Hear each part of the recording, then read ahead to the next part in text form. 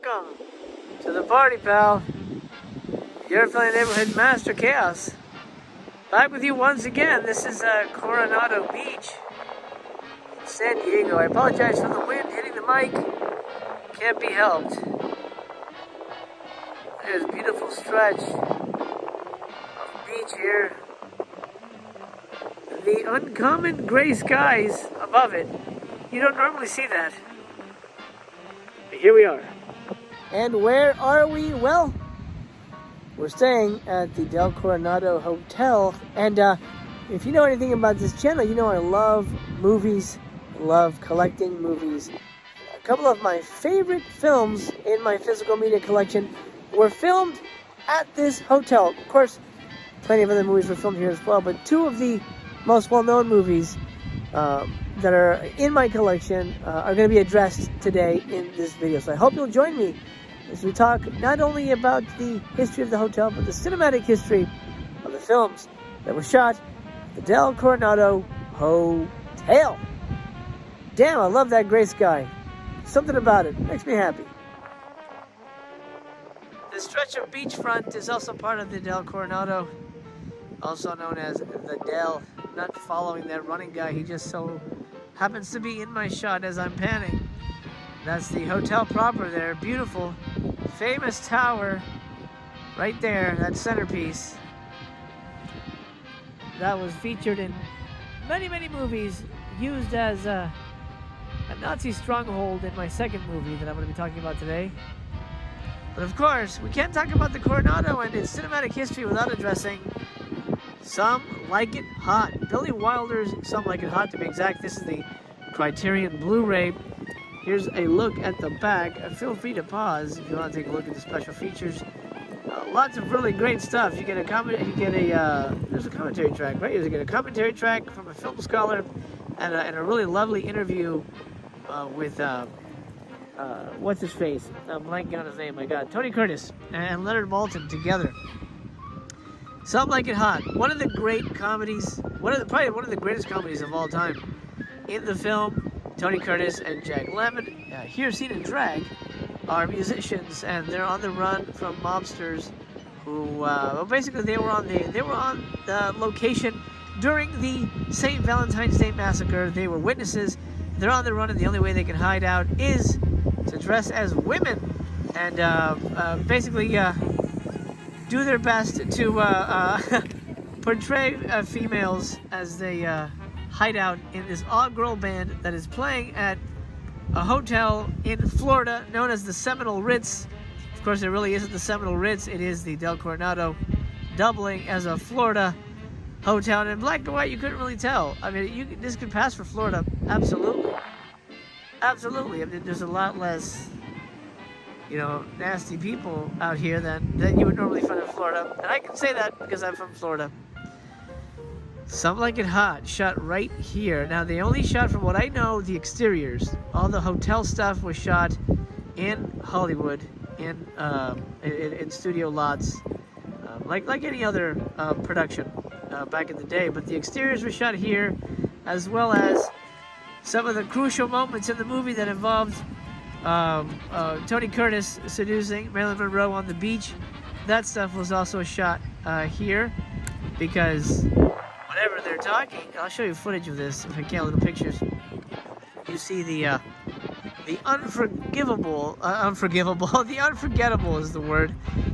You see the unforgettable tower and the Del Coronado stretching behind them in the movie. Now, when they filmed it, it probably would have been somewhere around here where that truck is. I didn't know you could actually drive trucks on the beach, but there you go.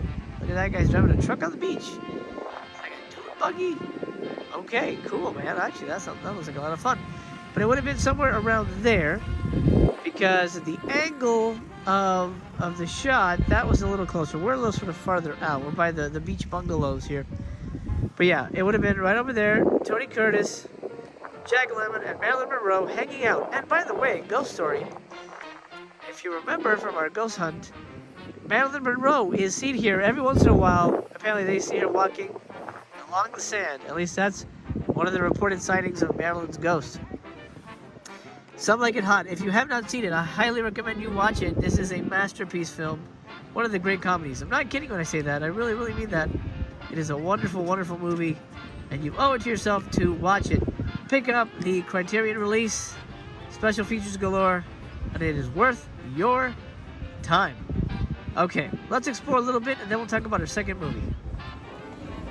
That's the pool back there. We're not going to be swimming.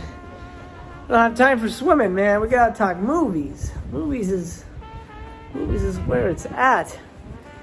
I'm a little closer to the tower now. Should be right there. Look at that. Oh, beautiful. For spacious, guys. I don't know what the hell I'm saying. All right, let's talk about our next movie.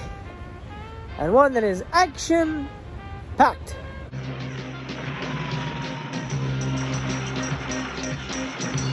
In our next film, we had Steve Railsback jumping out of those... Well, actually out of that top turret, and then jumping onto another piece, and things were exploding, and he was running away from Nazis.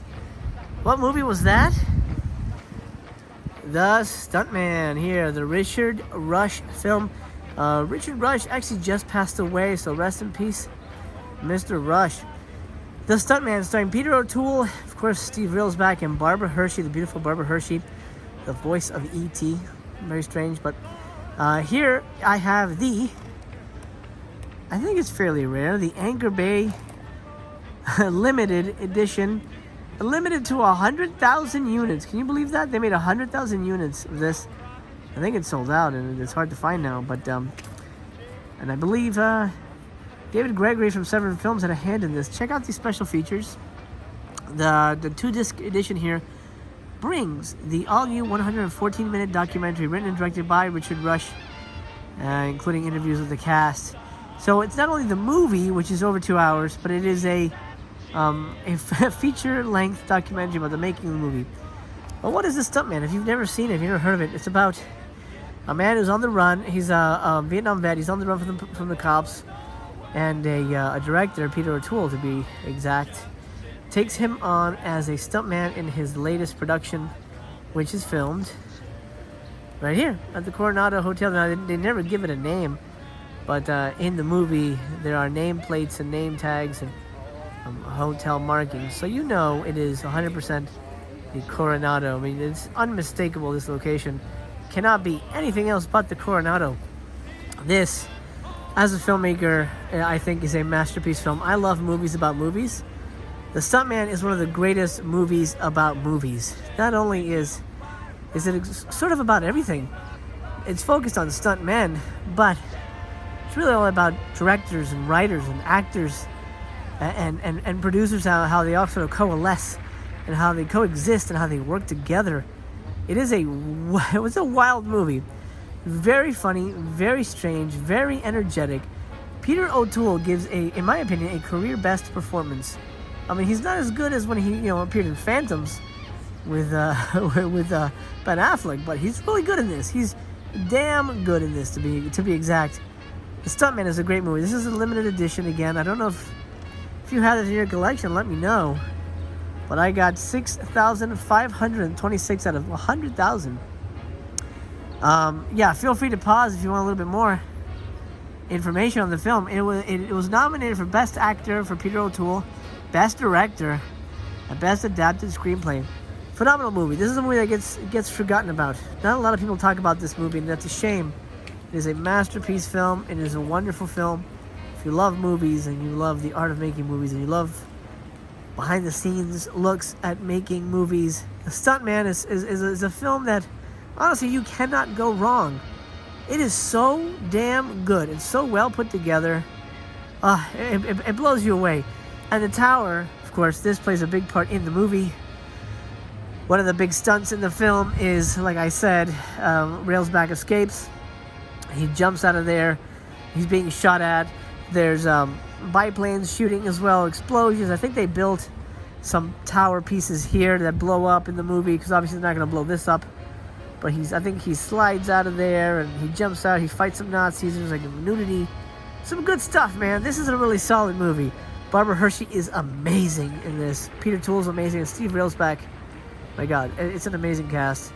Richard Rush. To be honest, I'm not familiar with the rest of his movies, but this one is one of my favorites, and I hope there's a Blu-ray of it soon. Actually, there might be. I haven't looked into it. There might be a Blu-ray of this. Maybe Criterion. I think Criterion would kick the shit out of the release of this. Anyway, Stunt Man, filmed here at the Del.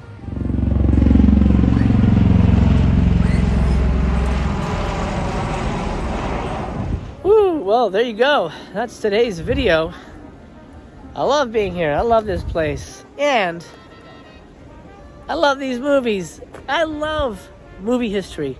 Don't you? I hope you do. I really hope you do, because well, then you won't be bored watching this video. So if you haven't seen these movies, highly recommend you check these out, my friend. They are masterpieces of cinema for many reasons.